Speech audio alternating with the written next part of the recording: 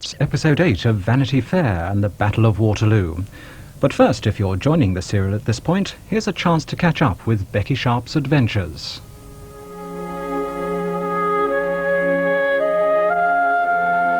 Thus began the world for Miss Sharp and Miss Sedley. Oh, that's lovely. For Amelia, it was quite a new, fresh, brilliant world with all the bloom upon it. It was not quite a new one for Rebecca. My bosom, viper, fiddlesticks! We hate each other and I'm glad to go. At all events, if Rebecca was not beginning the world, she was beginning it over again. Vive upon our power! Rebecca! Rebecca, for shame! How dare you say such wicked, revengeful things? Revenge may be wicked, but it's natural. I'm no angel. And to say truth, she certainly was not. And if she determined in her heart upon making a conquest of the big beau, Miss Sedley's brother, have we any right to blame her? Recollect, she has no mamma to arrange these delicate matters for her. Was not a bowl of wine the cause of the demise of Alexander the Great? So did this bowl of punch influence all our principal characters, though most did not taste a drop. Love now was Miss Sedley's tutor. Lieutenant Osborne, who has pledged himself to you. He has not done that, not yet, but it is understood. Poor little tender heart, and so it goes on, hoping and beating. Oh, no. You're neglecting a sweet girl, George. And longing. You ought to be with her and not gambling. And trusting. You want your money back, I suppose? Of course I do. I'm always after you for it, aren't I? Meanwhile, Rebecca wisely determined to render comfortable her position with her employer. If you knew, Rebecca, what it is to be alone. Alone, sir? Except for sluts, brats, and sick women. Indeed, with all the Crawley family. Do you know who I am, Miss Sharp?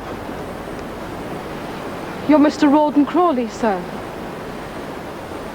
You are expected. Everyone of a sentimental turn must be pleased with the image of love on his knees before beauty. Oh, sir, I'm married already. If the mere chance of becoming a baronet's wife can procure a lady homage in the world, surely we must respect the agonies of a young woman who has just lost the opportunity. Who told you married? But Rebecca possessed too much energy of character to permit herself much useless and unseemly sorrow. Just think, Rawdon. I could have been your mamma.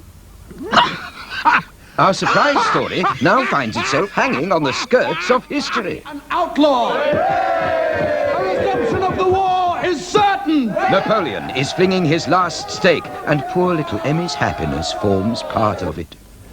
We're ruined, Mary. We want the world to begin over again, dear. Cindy, you realize, of course, that the marriage is off? Does George say that? George will do as I tell him.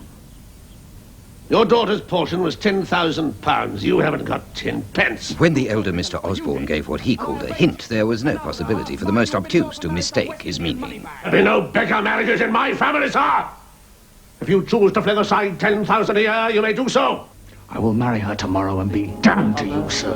Without knowing how, Captain Dobbin found himself the great promoter of the match and smiled rather bitterly as he thought that he, of all men, should be the person upon whom the care of this marriage had fallen. There never was such a brilliant train of camp followers as hung around the Duke of Wellington's army in Brussels in 1815 and led it dancing and feasting to the very brink of battle.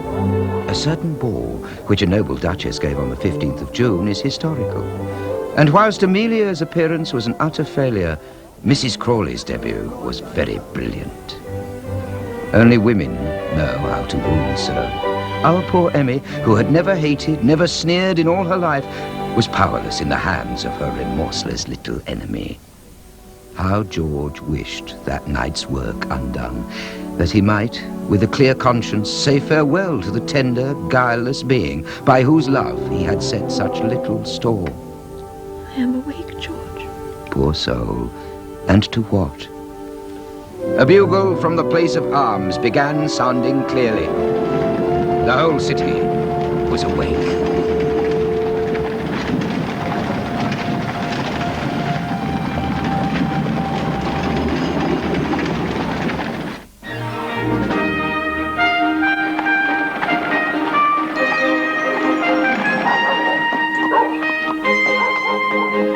Thank you.